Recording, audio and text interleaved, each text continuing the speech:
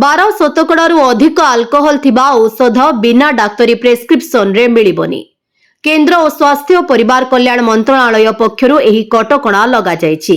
नूतन नियम अनुଯାयी 30 मिलीलिटर अधिक परिमाणर और 12 शतकड़ारू अधिक अल्कोहल थिबा समस्त तरल औषध को शेड्यूल H1 श्रेणीभुक्त करा जायछि। वर्तमान एही औषध गुडी को केवल जणे डाक्तरंक वैध प्रेस्क्रिप्शन देखाई ही किनि परिबे। एही नियम आसंता जनवरी रु सारा देश रे संपूर्ण भावे लागू हेबो।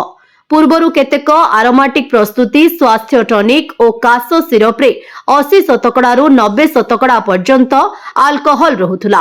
अनेक लोक एहाकू विकल्प भावे निशा पई व्यवहार करुथिले। निज इच्छारे औषध दुकान रो आनी एभली सिरप पीबा अभ्यास को कमाइबा एवं विशेष करी युवा वर्गों को निशा कबलरू रक्षा करिबा लागि एही कटकणा लगा जायछि।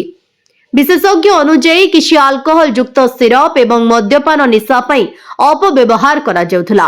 कड़ा तदारक एपरी मामला गुडी को रास करिबो एवं निश्चित करिबो जे औषध केवल चिकित्सा पई व्यवहार करा जिवो।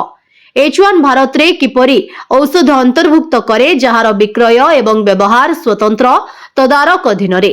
एही औषध किनिबा पई डाक्तरंक प्रेस्क्रिप्शन बाध्यतामूलक।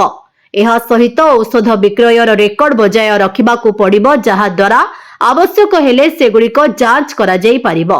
डाक्तरंक प्रेस्क्रिप्शन पई 12 शतकड़ारू अधिक अल्कोहल युक्त औषध किनिबा आवश्यक हेबो। मेडिकल स्टोर गुड़िक एक वैध प्रेस्क्रिप्शन बिना एपरी औषध बिक्री करि पारिबे नाही। ब्यूरो रिपोर्ट विकल्प समाचार। आम चैनल को लाइक शेयर एवं सब्सक्राइब करंतु।